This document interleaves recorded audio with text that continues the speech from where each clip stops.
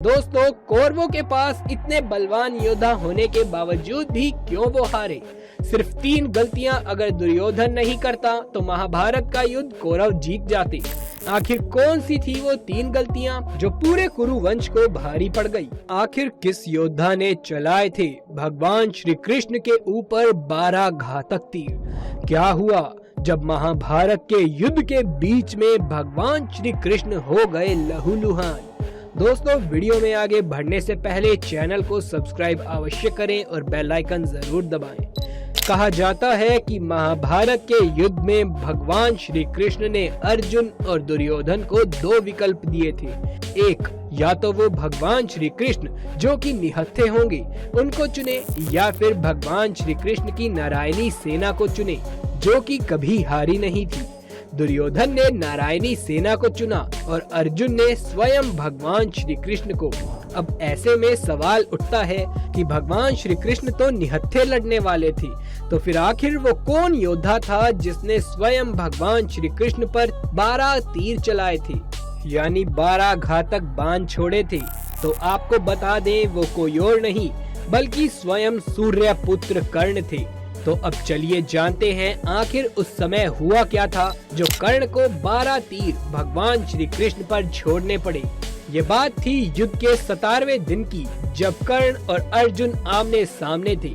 दोनों के बीच भयंकर युद्ध हो रहा था।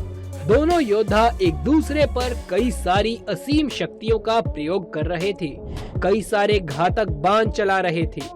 कर्ण की रणनीति यही थी कि वो अर्जुन को खत्म करना चाहते थे और अर्जुन ये चाहते थे कि वो कर्ण का खात्मा कर दे, क्योंकि दोनों में बचपन से ही प्रतिस्पर्धा थी। दोनों ही खुद को एक दूसरे के सामने सर्वश्रेष्ठ धनुधर मानते थे। फिर वो समय भी नजदीक आ गया जब कर्ण ने अर्जुन को हराने के लिए सर्प बाण चलाने का निर्णय लिया।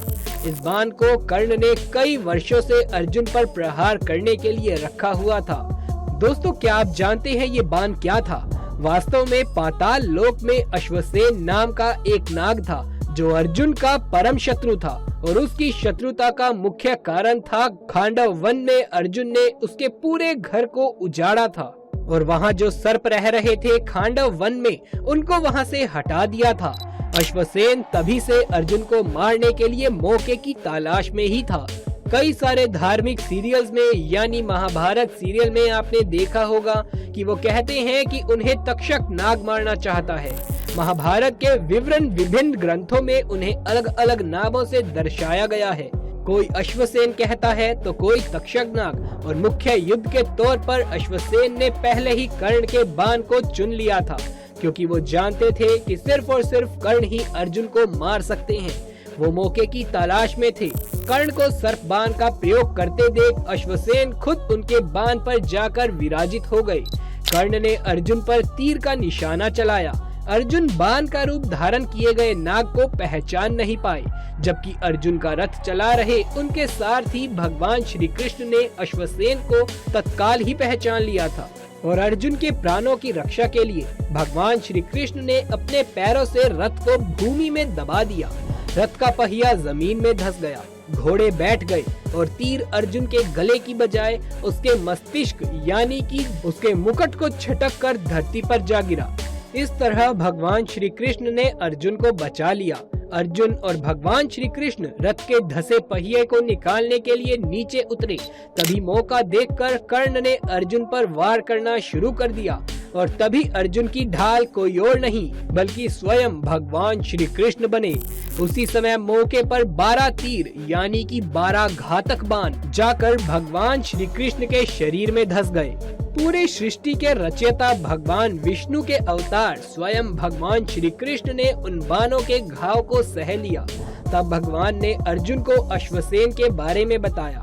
अर्जुन ने 6 तीरों की सहायता से अश्वसेन के टुकड़े टुकड़े कर दिए, और इस तरह भगवान श्री कृष्ण ने स्वयं पीड़ा सहते हुए अपने परम प्रिय अर्जुन को बचा लिया। सिर्फ इसी वजह से कर्ण के 12 तीर स्वयं भगवान श्री कृष्ण ने खाए थे। वैसे दोस्तों, कौरवों के पास इतने बलवान योद्धा होने के बावजूद भी क्यों वो हारे? सिर्फ 3 गलतियां अगर दुर्योधन नहीं करता तो महाभारत का युद्ध कौरव जीत जाते। आखिर कौन सी थी वो 3 गलतियां जो पूरे कुरु वंश को भारी पड़ गई? ज्यादा प्रवचन और ज्ञान ना देते हुए सीधे मुद्दे पर आता हूँ। महाभारत में आखिरी युद्ध भीम और दुर्योधन का था। भीम ने दुर्योधन की जांघ पूरे तरीके से तोड़ दी थी। वो खून में लथपथ होकर रणभूमि में गिरा हुआ था। बस कुछ ही समय में दम तोड़ने ही वाला था, लेकिन भूमि पर गिरे हुए उसने श्री कृष्ण को अपनी ओर आते हुए देखा और बार बार अपने हाथ की 3 उंगलियों को बार बार उठाकर कुछ बताने का प्रयास कर रहा था। पीड़ा के कारण उसके मुंह से आवाज धीमी धीमी निकल रही थी। ऐसे में श्री कृष्ण उसके पास गए और कहने लगे, क्या तुम कुछ कहना चाहते हो?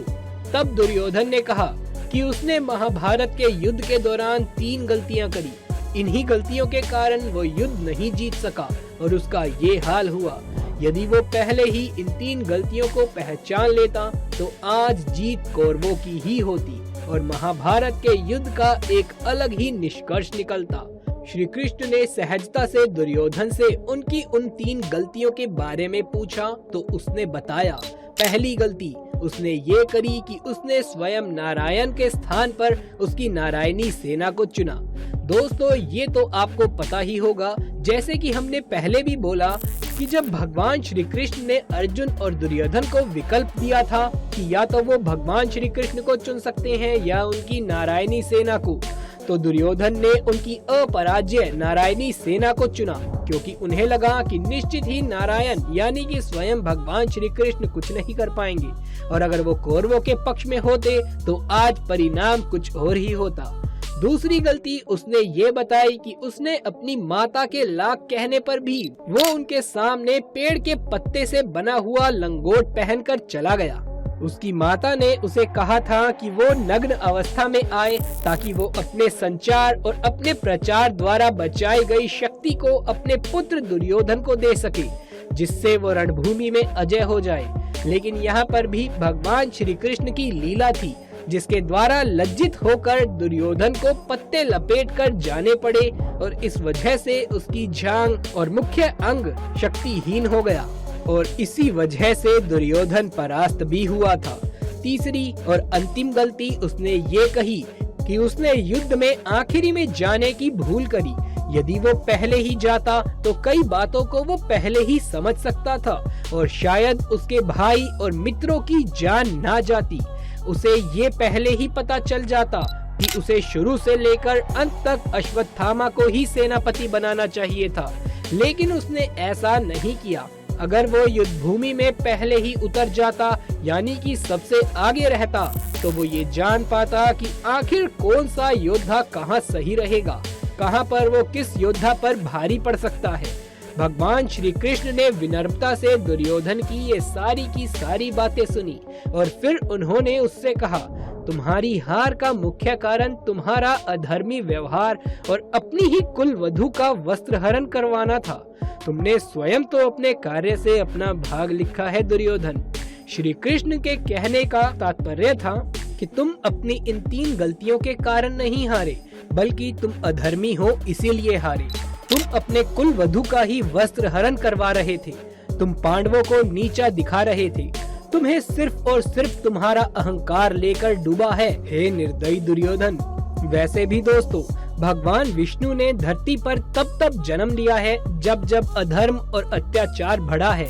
अब तक भगवान ने 9 अवतार लिए हैं, लेकिन माना जाता है कि कलयुग के अंत में भगवान का 10वां अवतार भी होगा।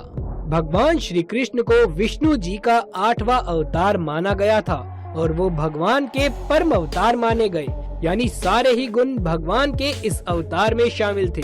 श्रीमद् भगवत में श्री कृष्ण ने कहा है कि धरती पर जब भी अधर्म बढ़ेगा वो जन्म लेंगे। विष्णु पुराण में भगवान ने 10 मुख्य अवतार बताए हैं और 10वां अवतार होगा कल्कि अवतार, यानी भगवान स्वयं धरती पर आएंगे, लेकिन हम स्वयं ही भगवान को नहीं पहचान पाएंगे और हम खुद स्वामी नारायण भगवान से लड़ेंगे।